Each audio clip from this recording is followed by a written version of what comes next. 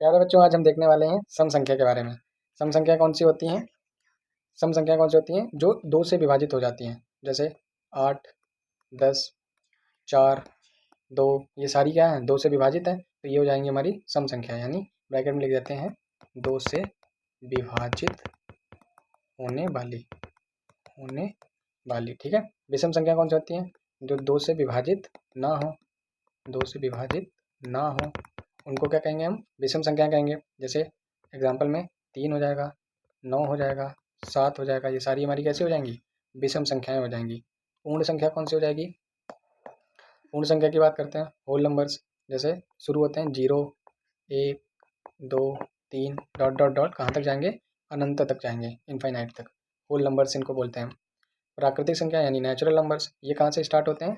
ये हमारे 1 से शुरू होते हैं, 1, 2, 3 और 4 और इनफाइनाइट तक जाते हैं। बस इनका स्टार्टिंग पॉइंट याद रखना है कि ये 1 से शुरू होते हैं, हमारे प्राकृतिक संख्याएं यानी नेचुरल नंबर्स। भाज्य संख्याएं कौन सी होती हैं? जिनके कम से कम कितने गुणनखंड होने चाहिए?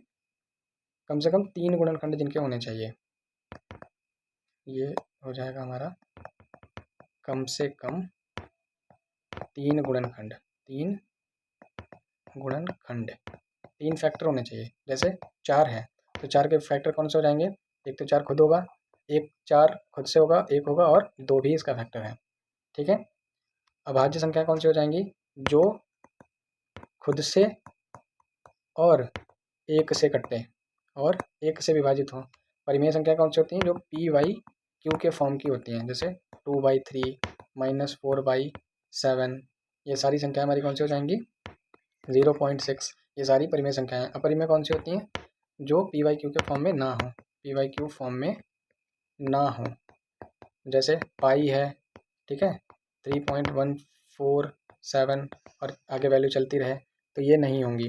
वास्तविक संख्या कौन सी हो जाएंगी? रियल नंबर जिनको बोलते हैं। तो ये परिमेय प्लस अपरिमेय दोनों वाली संख्याएं मिला के हम बोलते हैं वास्तविक संख्याएं। पूर्णांक कौन से होते हैं? माइनस के सारे नंबर और 0 सहित प्लस के सारे नंबर, यानी माइनस इनफाइनाइट से प्लस का इनफाइनाइट तक के सारे नंबर को हम बोलते हैं पूर्णांक। ठीक है।